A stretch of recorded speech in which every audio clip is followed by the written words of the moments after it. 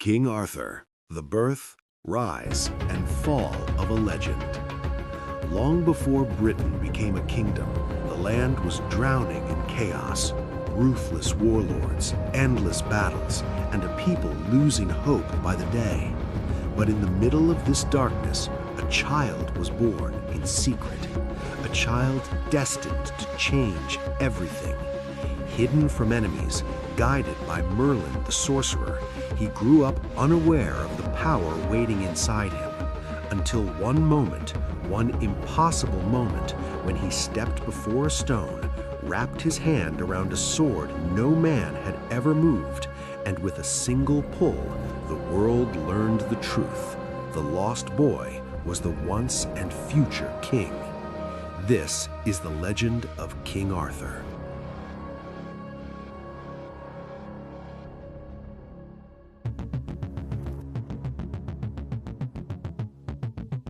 King Arthur, the birth, rise, and fall of a legend. The roots of the legend and the birth of Arthur. In the mist-covered lands of Britain, in an age where the boundary between darkness and light seemed almost erased, chaos dominated. Wars, tribal clashes, invaders, famine, and turmoil. The people's faith in hope was nearly gone. And in such a time, a legend caught between history and myth was born: King Arthur. But Arthur's story didn't begin with his birth. His birth was tied to betrayal, forbidden love, and dark magic. Uther Pendragon and the Forbidden Love.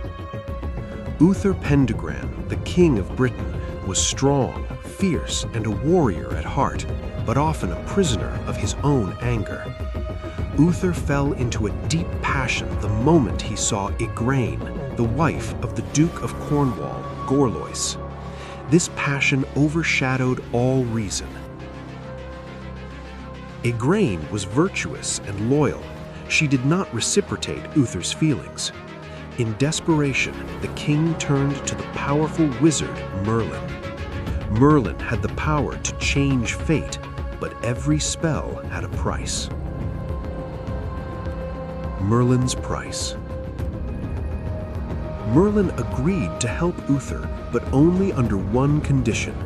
The first child born from Igraine would belong to him.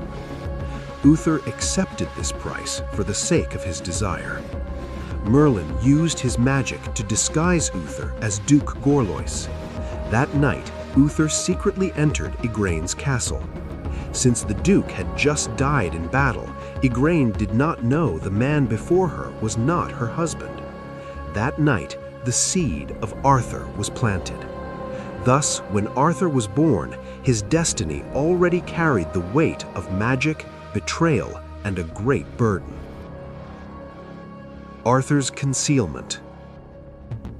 As soon as Arthur was born, Merlin took him from Uther. He knew the child would be murdered in palace intrigues, so Merlin secretly placed Arthur with a knight named Sir Ector. Arthur grew up like an ordinary child. He knew nothing of his real family, nor that he would one day become King of Britain. Meanwhile, Britain was diving deeper into chaos. With Uther's death, the throne had no successor. Every lord, warrior, and tribe began claiming power. In that very moment of chaos, Merlin appeared and summoned everyone to a field near London. The sword in the stone. In the center of the field stood a massive stone. Embedded inside it was a shining sword, Excalibur. On the stone were engraved the words, "Whoever pulls this sword from the stone is the true king of Britain." For years, hundreds of knights, lords, and commanders tried, but none could move the sword even an inch. Arthur only arrived there to find a lost sword. His foster brother Kay had broken his sword on the way, and Arthur was searching for a replacement. Arthur approached the stone, grasped the sword, and pulled it out effortlessly. The crowd froze. Then whispers echoed. "Who is this boy? How is this possible? A peasant child cannot be king." But the truth was undeniable. Arthur had taken his first step into destiny. The new king of Britain had been chosen.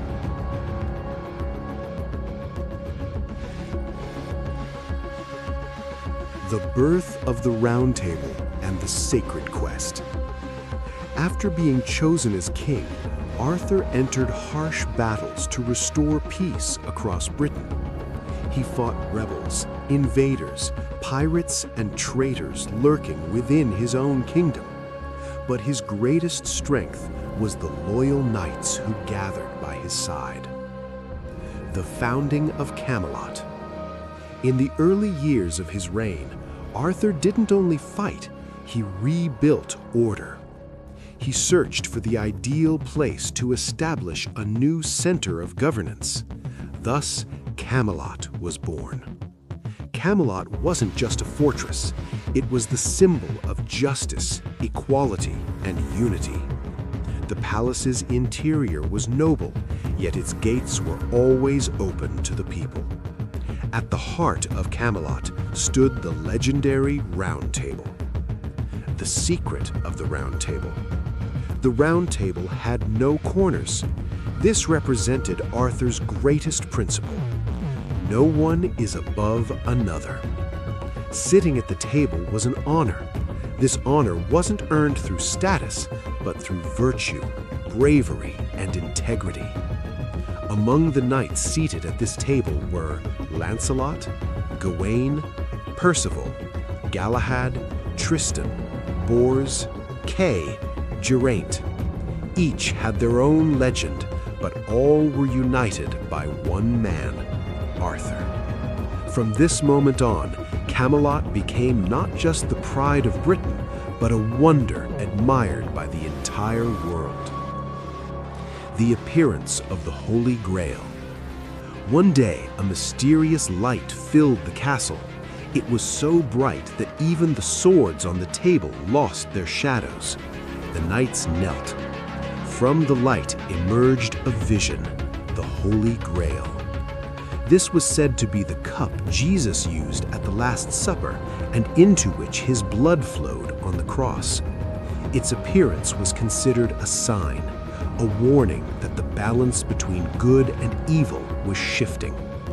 Arthur and his knights swore an oath to find this sacred relic. The sacred quest began. The Round Table knights dispersed across the land. Each faced different trials. Some confronted dark sorcerers. Some battled their own inner fears. Some succumbed to pride and arrogance. Some were lost forever. But among them was one pure soul, Galahad. Galahad, the son of Lancelot, possessed a heart more pure than any other.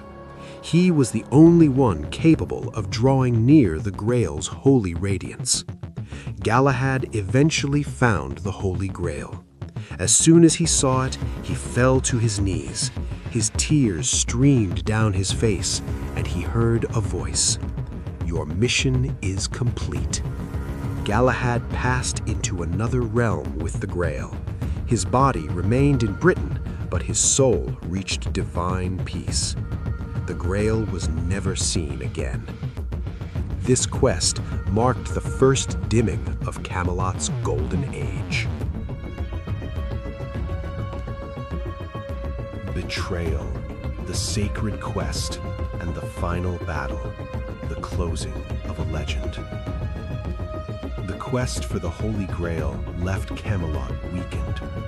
Many Round Table knights never returned, and those who did were battered and broken. On top of this, an unnoticed danger was rising. Camelot's golden era was ending. Lancelot and Guinevere, a tragic bond. As Arthur devoted more time to ruling the kingdom, he spent less time in the palace. His most trusted knight, Lancelot, remained close to Queen Guinevere. Guinevere was the heart of Camelot, beloved, brave, and compassionate. Arthur loved her deeply, but the responsibilities of ruling often overshadowed that love. The bond between Lancelot and Guinevere formed naturally. It was not planned, but it was inevitable. Their feelings grew stronger. Secret meetings, suppressed desires, and a passionate, forbidden love. The two people Arthur trusted most were unknowingly paving the road to his downfall. The rise of Modred. Arthur's illegitimate son, Modred, grew in the shadows of Camelot. He was cunning, manipulative, and consumed by ambition. When he discovered the affair between Lancelot and Guinevere, he saw his opportunity. He spread whispers throughout the castle. He sowed seeds of doubt among the knights, and eventually the truth reached Arthur. Arthur was devastated. The betrayal of the woman he loved and the knight he trusted most. This was a fatal blow to him. Camelot's heart cracked. Spark of civil war. Arthur had no choice but to judge Guinevere. Lancelot attacked the palace to save her. This was the breaking point. Britain split into two. Those loyal to Arthur, those who sided with Lancelot. This was catastrophic for both Arthur and Camelot. Battles raged for weeks. Villages burned, innocents died, and knights raised swords against one another. Eventually, Lancelot left the country. Guinevere entered a monastery. Arthur fell into a silent, internal collapse. Modred's coup. Sensing Arthur's weakness, Modred started a rebellion in the south. He proclaimed himself king of Britain. He manipulated some knights into joining him and frightened others into obedience. The people were confused. Arthur was absent, the kingdom vulnerable. But Arthur had to return. He gathered his loyal knights. He was wounded, heartbroken, and exhausted, but he wouldn't abandon Britain to Modred. Arthur's final speech to his knights became legendary. "Today, I will not fight for my kingdom. I will fight for my soul." The Battle of Camelot, the final fight. Arthur and Modred faced each other in the valley of Camelot. The wind was cold, the sky was gray, as if nature itself rejected this battle. Swords were drawn, the battle began. When Arthur raised Excalibur, the sword shone brightly. It said that its light hovered over the valley for years. Modred fought with hatred in his eyes. After hours of brutal combat, Arthur and Modred finally clashed face to face. Their swords collided, the moment that would seal Britain's fate. Arthur ultimately killed Modred, but before dying, Modred struck Arthur with a fatal blow. Arthur fell to the ground. Excalibur slipped from his hand. His breathing weakened. Excalibur's farewell. Arthur called for his loyal knight Bedivere and gave him his final command. Take Excalibur and return it to the lake. Bedivere couldn't bring himself to do it at first. He tried to hide the sword, but when Arthur asked a second time, Bedivere took the sword, tears streaming down his face, and walked to the lake.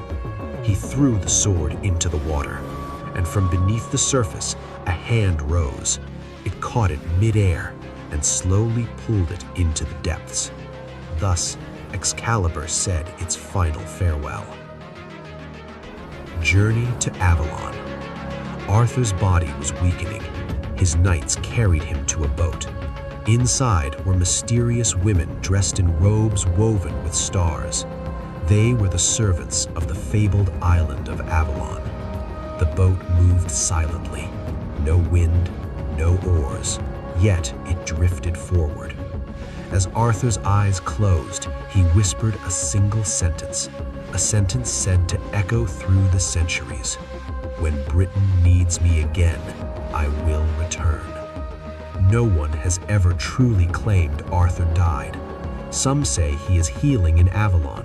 Some say he will return one day. But everyone shares one belief. Arthur was not just a king. Arthur was a legend, and legends never die.